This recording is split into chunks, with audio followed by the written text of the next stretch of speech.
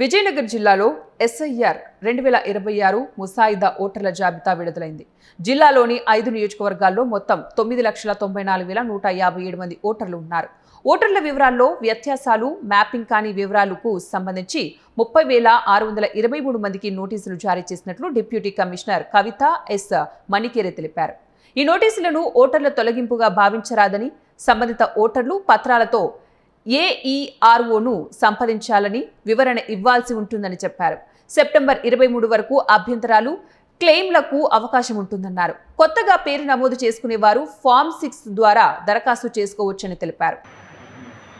So ಈಗ ನಮಗೆ 11,42,732 voters ಇದ್ರು. ಸೊ ಈಗ ನಾವು ಇದನ್ನೆಲ್ಲ ಮನೆ ಭೇಟಿ ಕೊಟ್ಟು ಈ ಎನ್ಯುಮರೇಷನ್ ಫಾರ್ಮ್ ಕೊಟ್ಟು ತಗೊಂಡಾದ ನಂತರ ಈಗ 9,94,157 ಆಗಿದೆ. ಸೊ ಈಗ ನಾವು ಏನು ನೋಟಿಸ್ ಜನರೇಟ್ ಮಾಡಬೇಕೀಗ 30,623 ಜನಕ್ಕೆ ನಾವು ವೋಟರ್ಸ್ಗೆ ನಾವು ನೋಟಿಸನ್ನು ಇಶ್ಯೂ ಮಾಡ್ತೀವಿ. ಆ ನೋಟಿಸ್ಗೆ ಖುದ್ದಾಗಿ ಅವರು 7 ದಿನಗಳಲ್ಲಿ ಬಂದು ತಮ್ಮ ಏನಾದರೂ ದಾಖಲಾತಿ ಬೇಕಿದ್ರೆ, ಕ್ಲೇಮ್ಸ್ ಆ್ಯಂಡ್ ಅಬ್ಜೆಕ್ಷನ್ಸ್ ಇದ್ದರೆ ಅವರು ಫಸ್ಟ್ ಡ್ರಾಫ್ಟ್ ಒಳಗೆ ಪಬ್ಲಿಕ್ ಇದು ಮಾಡಬೇಕು, ಕ್ಲೇಮ್ಸ್ ಆ್ಯಂಡ್ ಅಬ್ಜೆಕ್ಷನ್ಗೆ ಹಾಕಬೇಕು. ಆಮೇಲೆ ಹಂತದಲ್ಲಿ ನಾವು ನೋಟಿಸ್ ಕೊಡ್ತೀವಿ. ನೋಟಿಸ್ಗೆ ಖುದ್ದಾಗಿ ಅವ್ರು ಬಂದು ತಮ್ಮ ಹೇಳಿಕೆಯನ್ನು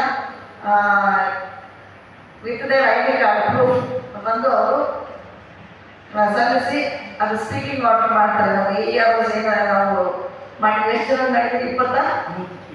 23 ಜನರನ್ನ ನಾವು ನೇಮಕ ಮಾಡಿದ್ದೀವಿ. ಒಬ್ಬ ಒಂದು ದಿನಕ್ಕೆ 150 ಜನಕ್ಕೆ ಮಾಡೋ ರೀತಿಯಲ್ಲಿ. ಸೊ ಈ ನಿಟ್ಟಿನಲ್ಲಿ ನಮಗೆ 24ರಿಂದ ಇದೇ 24/8/26ರಿಂದ 23/9/26ವರೆಗೆ ಸಮಯಾವಕಾಶ ಇರುತ್ತೆ. ಕೊನೆಯ ಅಂತಿಮ ಫೈನಲ್ ಮತದಾನ